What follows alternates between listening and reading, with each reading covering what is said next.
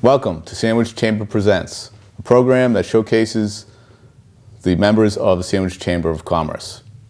My name is Joe Arno. I am the host and a realtor with William Ravis Real Estate, and I'm here with Scott Horsley from Horsley & Witten.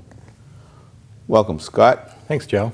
Scott, we're here to talk about the development of what is known as the Golden Triangle and some of the great opportunities and possibilities that's going to happen over there. Can you tell us about yourself first?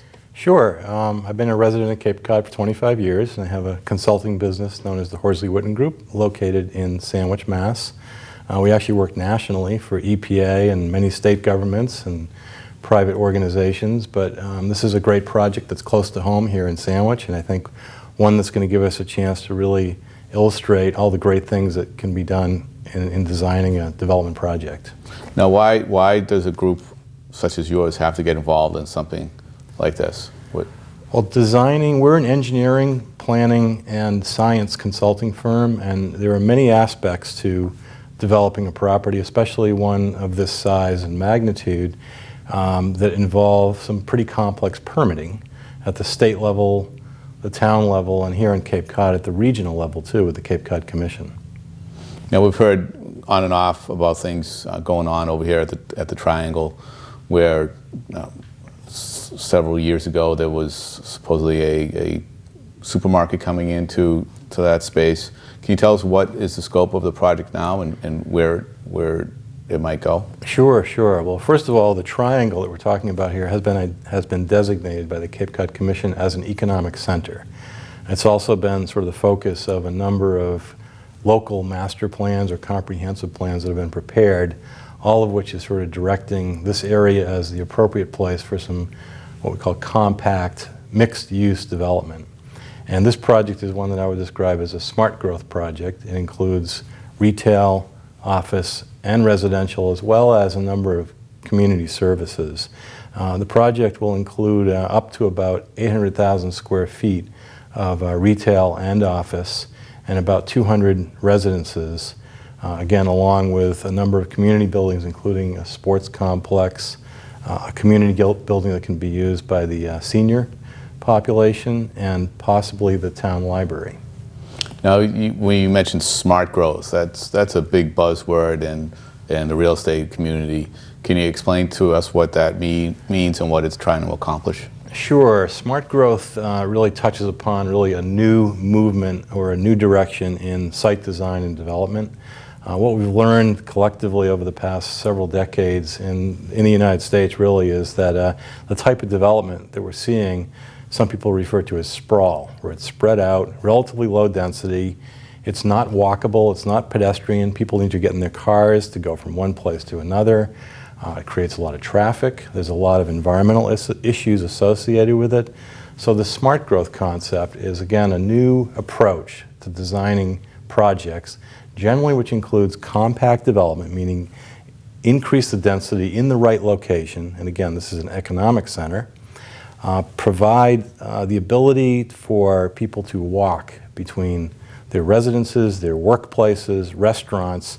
If you will, it's the true version of sort of one-stop shopping and one-stop living. And what we found in other areas of the country where this type of development occurs is, again, the traffic counts go down, the opportunities for environmental protection go way high, and the affordability actually comes down too. Now, how does that work where affordability plays into? Well, land is expensive. And when you look at from a developer's perspective and developing a project, the land is a very critical part of that. And so the more compact you can make this, meaning the more uses you get out of a piece of land, and again, as long as that land is in the right place, then it becomes more affordable. Great. So it almost sounds like you say smart growth is a new concept, but it sounds like we're going back to the old days when you go to a town and everything's right there. Absolutely. Live and work right around town. That's a great point. In fact, one of the smart growth techniques is something called traditional neighborhood design. And really what it does, it looks back to the colonial development of New England, as you say, where we had village centers, the school was in the village, right. People lived in the village so they could walk to work, they could walk to school, they'd see each other, they'd recognize each other, and it provided a real sense of community. And again, we've gotten away from that, where we build the new school out of the town center, we put the new library out of the center, and we build residences far from there so that nobody's walking, everybody's in their car. So you're absolutely right. Part of smart growth is really going back to our roots, especially here in New England, where we have Village Center. Yeah. In fact, that's what we're calling this project, South Sandwich Village. And that's the intent, to really design a place where these uses can coexist, co-occur, and provide that sense of community. Now, you mentioned that you work all around the country. Are there any projects similar to this that we might recognize, that we might know? There's been this type of development has been occurring really throughout the country in pockets, in certain locations. Closer by, one of our other clients is the Pine Hills in Plymouth, Okay. where they've been very successful again in developing what's called a cluster open space design, where they've preserved a lot of the land. About a third of the land there is preserved as natural open space. And then, again, the development is concentrated into a village center where there's apartments in the village center, and then as you go out from there, there's single-family homes. So it's a similar approach, and I think that would be an example of what we're talking about here. Now, the residents that would be there, would they be rental apartments and single-family homes mixed in with what we're talking South Sandwich Village? In this proposed development? Yes. Absolutely, yes. It's both? Yep. In the case of Pine Hills, there's more single-family homes associated with that, but there is a village center. And that is certainly considered one of the I think good smart growth examples in the region. Now, will this be? I assume, and actually we should probably touch on this as well. But before we get into it too much, this is going to service or create a great atmosphere for a lot of existing single-family homes that are in the neighborhood, I assume. Is there going to be infrastructure for people that walk there or bike to the center?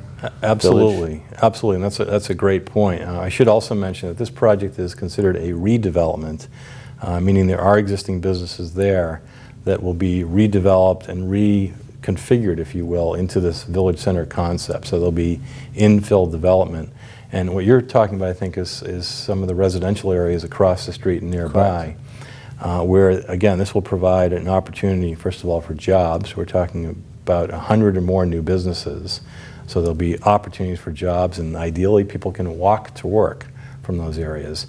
And then certainly restaurants, coffee shops, shopping opportunities, the community buildings, all of which will be within a very comfortable walk from a lot of this development right in that immediate area. Nice.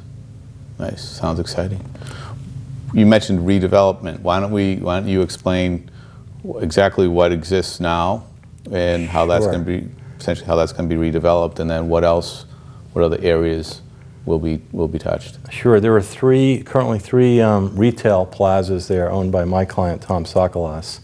And all of those will be folded into this new development concept with a carefully planned road network to connect them. As well as a carefully planned network of pedestrian ways and bicycle paths to connect those existing properties to the newer part of the development. And as I already mentioned, within those existing shopping plazas, we expect to see them to be reconfigured, infill, meaning new buildings put there. And many of these buildings will be, currently most of that development is one story. And much of what we're proposing, some of it will be one story as you get closer to Cotuit Road to keep a low profile. But as you get into the village center, including these existing areas, we expect to see some 2 and in some cases 3-story buildings, which ideally would include retail on the first floor, office on the second, and then some residences on the second and third floors of some of these buildings. Nice. And you mentioned businesses coming in. What type of businesses are expected to want to Well, come we here? we think there's going to be a draw for a very broad spectrum of businesses here. I already mentioned restaurants and coffee shops. Certainly on the retail side, we would expect to see a pretty broad range of clothing shops and other retail, perhaps a computer business or electronics or really, you name it. I think a village center like this is sort of an attractive target for all of the things that we'd sort of like to see in the community that we really don't have here now. You mentioned services, retail, restaurants. Any other, we going after white-collar jobs, technology or anything like that? Well, you know, we can be looked attractive? carefully as we started designing this thing at some of the comprehensive planning work that the town has done in the past. And they've had a couple of contracts to look at these types of issues. There was a marketing study done.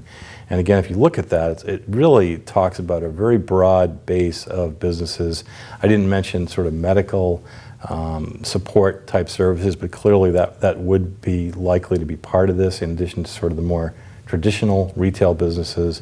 But again, it would be a very broad and open kind of mix of businesses, our local hardware store, again, the coffee shop, a number of restaurants, I think. And I think the other thing to emphasize is something we refer to as a broad range of housing choices. I think one thing that we'll see here is affordable workforce housing, both apartments and condominium ownership opportunities. And again, I think that would really be a nice supplement to what the town of Sandwich offers right now, which is primarily single-family detached housing.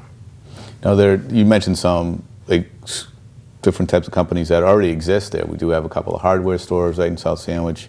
We do have restaurants. Are they going to benefit from this, or are they going to be incorporated in the entire design? Well, a lot of we hope that the existing businesses will stay and expand. In fact, I know some of them have already spoken with my client, Tom Sokolos, about this, and they're excited about it because it provides an opportunity for them to grow. And my understanding of sort of the business economics, if you will, in the village center is people like to locate next to other businesses because of the traffic that it creates. And when I'm talking about traffic in this case, I'm not talking about automobile drive-by traffic. I'm talking about people walking on the streets, truly shopping, looking for the next opportunity, looking for that shop that they may not have tried before to walk in there. And I think providing that kind of sidewalk traffic is the thing we're going to generate here. And I think that the existing businesses will benefit greatly from that. I'm sure. And this too would be, it's not just growth of businesses, but also because of the housing, it'll add to the town as well. I think the way to look at it is growth of the community. I think it's this area has been designated through the comprehensive planning process as a new town center. And a town center, again, is a lot more than a business or a group of businesses. It's really, again, a mix of housing, and I should mention recreational opportunities too. I think I mentioned briefly that we plan to have a lot of pedestrian and bicycle facilities there. In addition to that, we're planning a village center green that will have a wading pond and skating park as an amenity for really the town, as a destination where people can come, children can take advantage of these things, or adults can take advantage of these things, again, integrated with maybe some shopping, grabbing a bite to eat, seeing a movie, and really spending the day, or at least part of the day, in the village center. When you say skating, you're referring to ice skating, not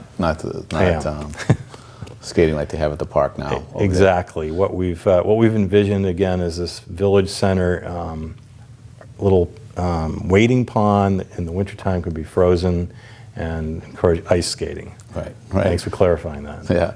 Now there's some things that exist. Again, I'll go back to what already exists there. There is the skating park that exists. There is Popwana Field. Now, is that all partly incorporated into the program, or or is that a different parcel? It is a different parcel. We should be clear here, because you mentioned the Golden Triangle earlier, and our project is called South Sandwich Village, which is really part of that.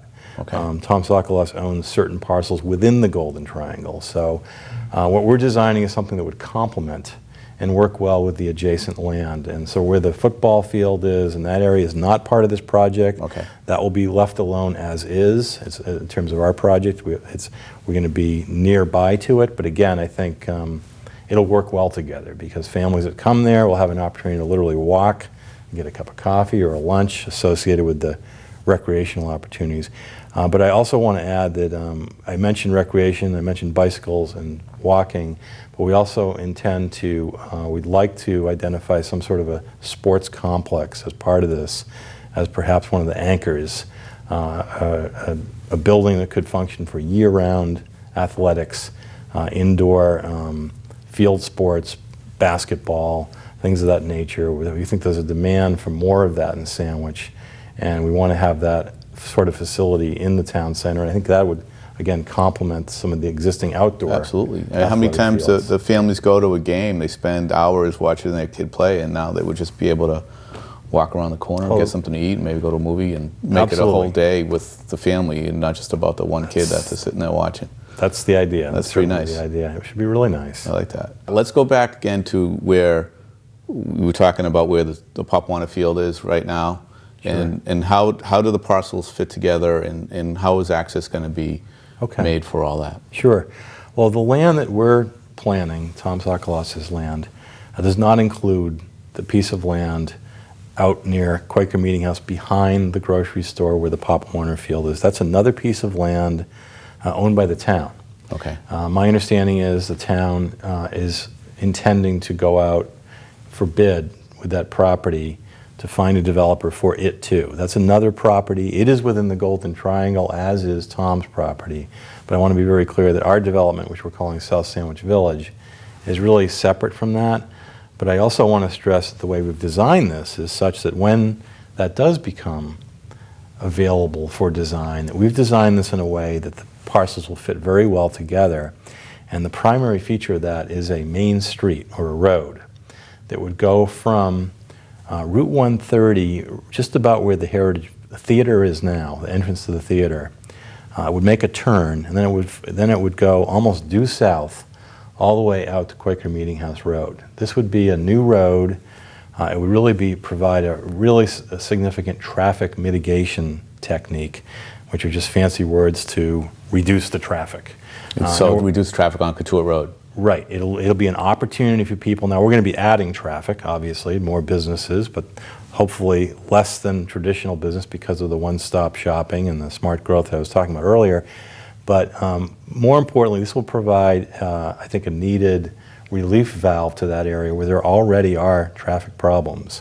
But will provide a new opportunity for people to get from Quaker Meeting House up to 130 and through this development without going on Couture Road. And so that is another article that is at town meeting. We've met with the Board of Selectmen. We had a very good discussion, and I think there's support there. I heard a lot of support that night. I don't want to speak for the Board of Selectmen, but it seemed like there was a lot of support. And we're looking for support at town meeting to grant Tom Sokolos and ultimately other people who develop this area access out to Quaker Meeting House via an easement that would run through that property. Again, there's a major benefit here. Our client has proposed that he will build that road, the construction of the road and the sewer at his cost, and provide that as an amenity to the town and to whoever ultimately develops that property. So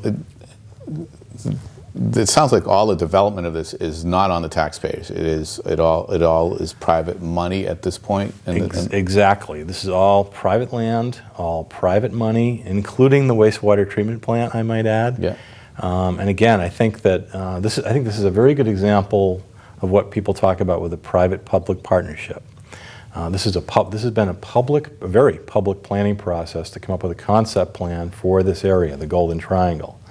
Our client, who's one of the landowners in there, within the triangle, has come forward with a plan that, again, is mimics the comprehensive plan very closely, and is willing to pay for this up front to get this project going and to provide infrastructure that will not only help his project, but a number of adjacent landowners, including this town-owned parcel we were just talking about, including the Sandwich Housing Authority. If they may have plans for expansion, they would be right there.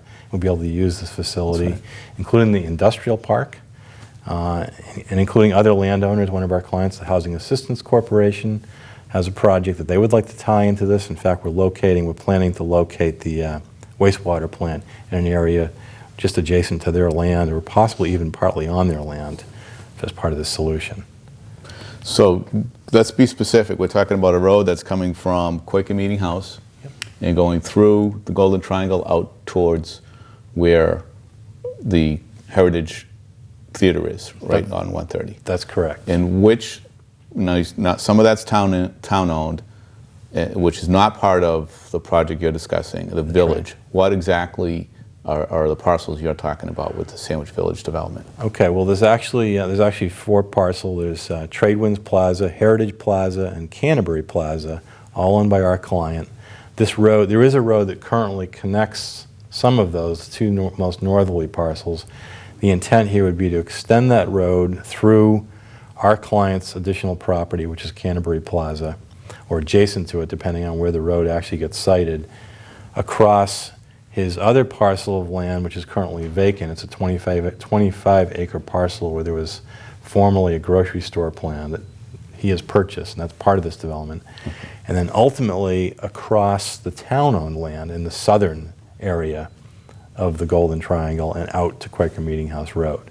So the short answer to your question is this would be a road that would cross both private and public property. And all with private money.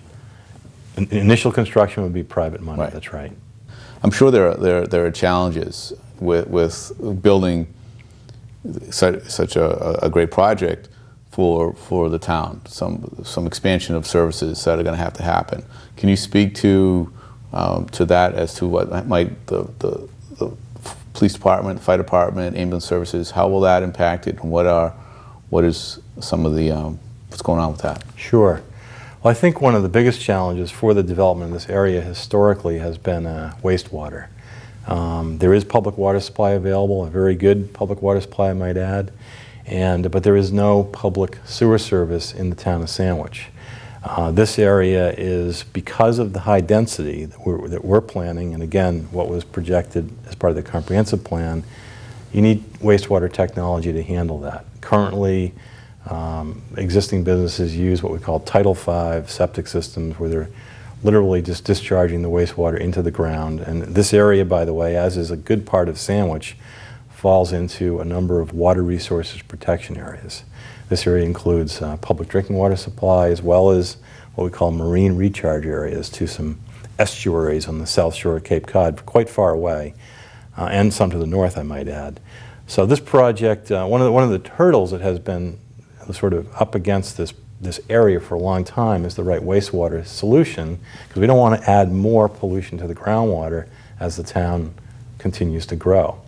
So we've been working very hard, and we think we've identified a good location that's outside of the public drinking water supply areas. We worked with the Sandwich Water District at locating a good property there, and we found a site. We're beginning to design a wastewater treatment plant that would not only service this development, but a number of other landowners and developments in the area. I think, and so that's been a real big hurdle. And I think I won't say we've got it solved. It's a lengthy engineering and permitting process, but we're into that. We're probably 1/3 the way into that, and we've done testing at the site, which has shown very good soils, very good location, and we're beginning to do some of the preliminary engineering design in that. Now, is that a cost to the public, or is that a cost to the project? Well, initially it'll be a cost to the project. We're going to design this in a way that will provide for a phased expansion of this wastewater treatment plant facility. We've talked to a number of other landowners in the town and the town. There's a number of people that have a great interest in this. So we're going to design this such that it can be easily expandable as other developments and other areas come online or produce the demand for that.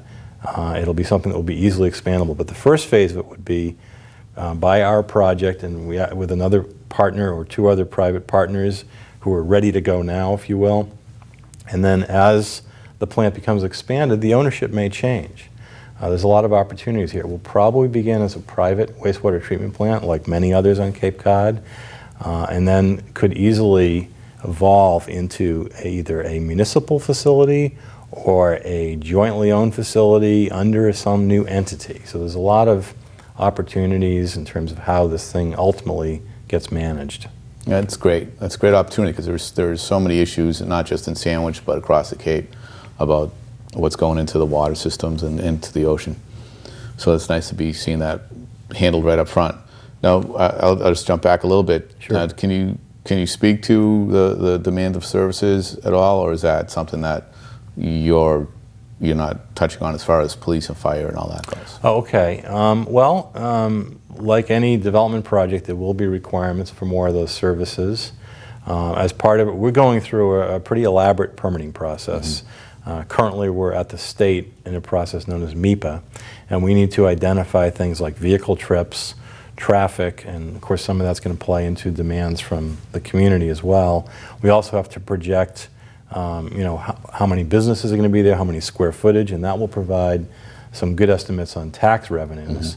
And frankly, the tax revenues in this project are a major plus because commercial property is going to generate a very significant amount of taxes, and on a sort of a per acre basis, we believe this will be substantially beneficial compared to, again, other existing development in the town in terms of the ratio between tax generation and services required.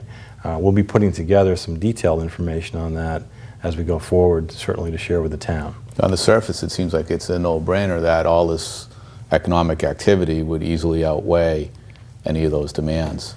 And it being, again, so concentrated in space that the services will be right there, or it'll be in one location. Well, I think that's right, and I think this is an example where planning does pay. Some people are skeptical about long-term planning processes, but frankly, the town's been looking at this piece of land now for nearly 20 years. Sure. And doing studies and plans, and what we've done is developed a site plan that's very consistent with the conceptual plan. So I think we're all benefiting from all the hard work that a lot of people put into that process over the past couple of decades at really thinking through where is the right place to have this kind of development, what kind of development do we want, and again, I think what people have said in the past, we want compact, walkable, pedestrian-oriented, what we'll call smart growth now. And frankly, that does reduce the demand for services and provides this positive tax revenue that I mentioned. Right now, as a homeowner, we're burdened with the bulk of the tax revenues that come into this town. What are the differences between what's going on now and what this will create? Sure. Well, there's been a lot of studies across the state, and again, it ties in with this whole smart growth concept we've been talking about, that show that, let's call them bedroom communities that really provide mostly housing, are in a very difficult tax situation because they have high expenses, a lot of children, a lot of schools, and the tax revenues are relatively low because to keep the taxes affordable to homeowners, the rates can only go up so much. So the missing element in those types of communities is a vibrant business community that has lower, significantly lower tax requirements for services because they're building their own services and providing it for the most part, and much higher tax revenues. In many cases, when you look at a single-family residential home, the costs of services, the requirements of services, including schools, fire, police, etc., road maintenance, are actually higher on a per-unit basis than the tax revenue. So, as we've been talking in the mortgage industry for the past years, we're upside down. Yeah. The costs are higher than the revenues. It's pretty basic. And when you multiply that times thousands of homes in a community, you have a tax issue. If you look at business developments, and again, properly designed business developments, higher density ones, which generate more revenue, it's not upside down, it's right side up, meaning the tax revenues are significantly higher than the services provided. So when we look at that situation community-wide, what we want is a balance, I think. Yeah. Most communities we work with want both. They want a vibrant business community where people don't have to drive off Cape or to Boston for a job. They can get a job right here. Where they don't have to drive to Plymouth to have their kids go to a sports complex. They can go right here in the town of Sandwich. Where they can go get a cup of coffee and a good meal locally and then keep that money internal. So there's really a couple of economic forces at work here. There's the tax revenue, which we're talking about, but there's also the respending of the dollar locally. Right. And I think this type of development really provides both of those benefits. And one of the things I heard too that might help with the different types of jobs that are coming in there is the Open Cape. That's communication lines that'll be coming. That's through. right. Yeah, there's a new broadband service coming this way. This is one of the places where that'll be directly available. So that'll be a real benefit to the business community that locates there. I think we'll be able to offer really first cut, top flight services in that area. So what does that mean? Is it just that it's a heavier bandwidth that you can? It's really supply more basically data back and forth. I'm sorry, basically faster communication speeds than what we have here currently, and this will be, if you will, kind of the, really the best available service on Cape Cod. Will be right at this location and other places that cable service ultimately gets to. That's fantastic. What about you mentioned changes, zoning changes. I had the opportunity to hear some of those. Sure. It's quite lengthy, and to much of the public, it's gonna. Yeah. I mean, I started to glaze over when I started hearing these things, but I assume that they're, from what I could hear, they're necessary to make this happen. They're necessary to make it happen in the right way. Like many communities, the town of Sandwich has zoning that's been in the books for quite some time and really did not anticipate this kind of growth. I mean, I can almost say what you see is what you get. The type of development that has been occurring in the town is prescribed by the zoning bylaw, and this, in many cases, has resulted in this sprawled, if you will, location of businesses where we all experience this every day. We drive from one place to the other, and we find we spend most of the day in the car getting to and from places. So to change that, we need to change the zoning. We need to be able to provide more compact development. And so we've proposed a number of zoning changes that will optimize this development. And they include things like better pedestrian access, buildings closer to the street, parking in the rear, as opposed to a large parking lot in front of the building, which not only detracts from the aesthetics, but again, it detracts from the ability to provide this pedestrian-oriented development or experience. So there's a number of zoning requirements that we work closely with Greg Smith, the town planner, on, and the planning board. We had a number of meetings with the planning board and worked through these in detail. We got full approval from the planning board in terms of getting it on the town meeting warrant, and we hope that people will support us there, because those are the kinds of changes that will really make this thing look good, operate as a true smart growth development, and really provide the jobs and the other incentives that I've already mentioned. So it's important for people to show up at town meeting. And when is this coming on? Do we know? It's November 7th, I believe, is the town meeting date. These articles, among others, are on the warrant. In fact, I mentioned Greg Smith's name. He's been working hard for quite some time to prepare other zoning updates that are warranted as well.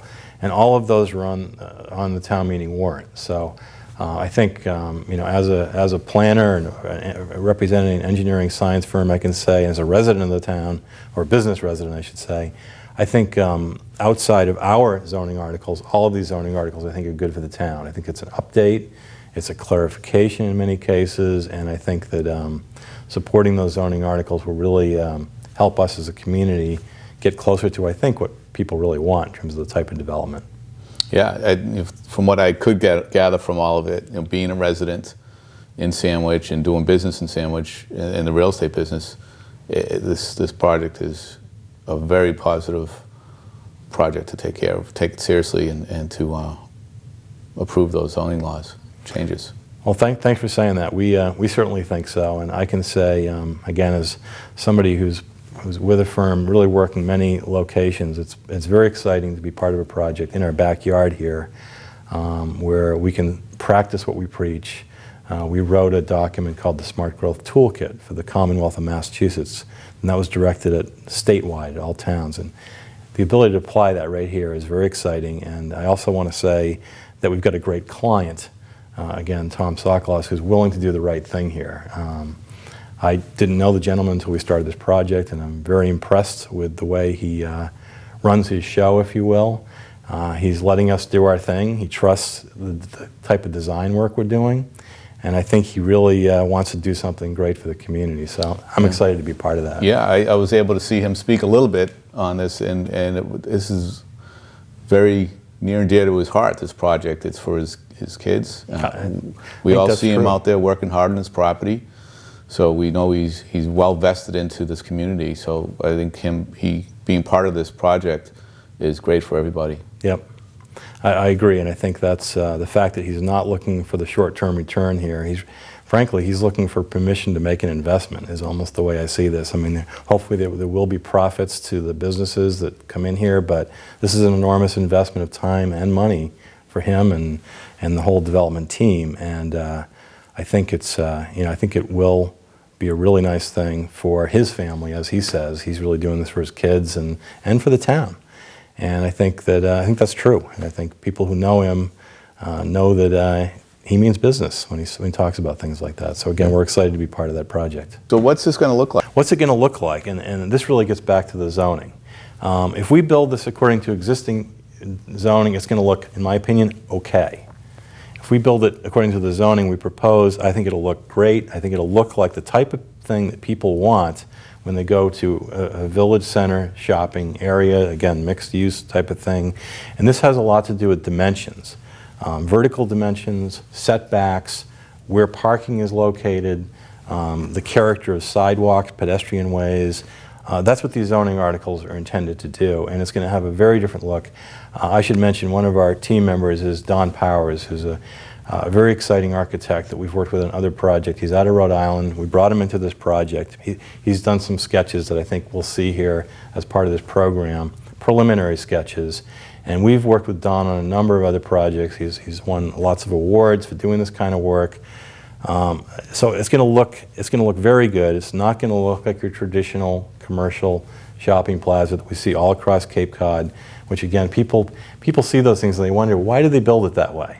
Right. And the answer is, that's what the zoning requires. It requires that kind of parking, requires that kind of setback, that kind of facade. It's the zoning.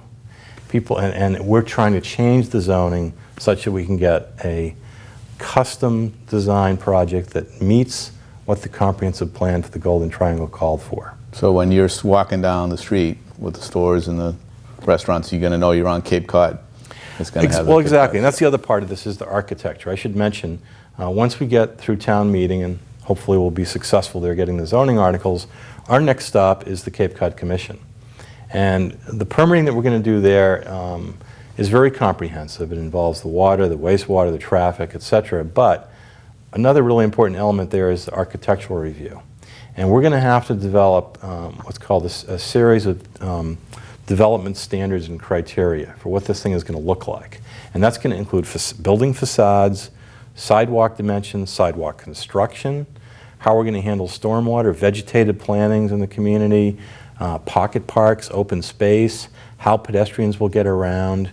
And that's, again, part of this that we're very excited about. A lot of people say they hate to go through the Cape Cod Commission, but I don't feel that way. I think there's some great standards there. And I think if we can go there with the kind of plan that we've got, we can work with their staff. And we've already started that process. And I think, frankly, they're as almost as excited about this project as we are, because we're going to be giving them what is in the regional policy plan. Right. And frankly, there have not been a lot of opportunities to do this kind of thing, and again, largely because of the existing zoning. So back to your question, what's it going to look like? I think it's going to look like it's going to be a destination people are going to want to go to. I think it's going to be a place people are comfortable walking from one business to another, dropping their kids off at one of these sports facilities, or the elderly using the community building that's part of this, and then literally taking advantage of other very close by walkable opportunities, like, again, I've already mentioned the cup of coffee, the movie, some shopping. I think it's going to be a real nice experience. We have a few of these places on the Cape now, downtown Chatham, you mentioned Mashpee Commons, that's certainly one. They're usually village centers, and that's the kind of thing, the kind of feel that we're going after here. And we have downtown Sandwich as well. And of course we have downtown Sandwich, which is part, the architecture down there is something we'd like to incorporate as part of this development. So that's obviously another place that's confined in terms of its ability to grow, because it's a historic district. There are a lot of environmental constraints there as well. This is the area the town picked for its future growth through the comprehensive planning process. So we would hope to take some of the look and feel, if you will, of the existing Sandwich Village, the historic Sandwich Village, again with more current and modern developments like the other ones we've talked about, and build that as sort of a combination of features in the South Sandwich Village. It sounds like a massive undertaking just in the planning stages. What kind of time frame are we talking about if we do get these zoning changes? What kind of time frame are we talking about from before we see the shovel hit the ground? Sure. Well, we've been working on this for 4 months or so in terms of the permitting process.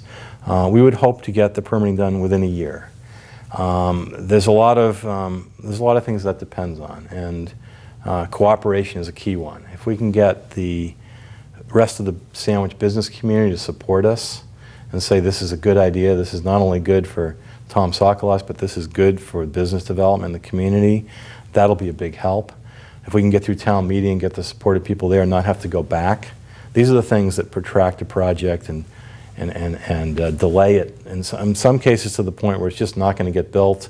And frankly, the developer goes to the existing zoning and just builds another conventional development because it's easy to do. And then we end up He or with she something may that's not want to do special. it. The people in town don't like it, but they do it because that's what's allowed. Right. So timing, I'm hoping within a year we'll have all our permits, and shortly thereafter, I know Tom is very excited to get going on this. He's been talking to some tenants, some exciting tenants, and I think construction could start within a year. Well, Scott, I appreciate you coming on and joining us here on Chamber Presents. It's wonderful to hear what's happening. I hope everybody will get out and approve these zoning changes so that something as great as this can happen. Well, thanks a lot. Really appreciate the opportunity. Thanks for tuning in to Sandwich Chamber Presents. You can see us online anytime at sandwichtv.org or stay tuned to this channel.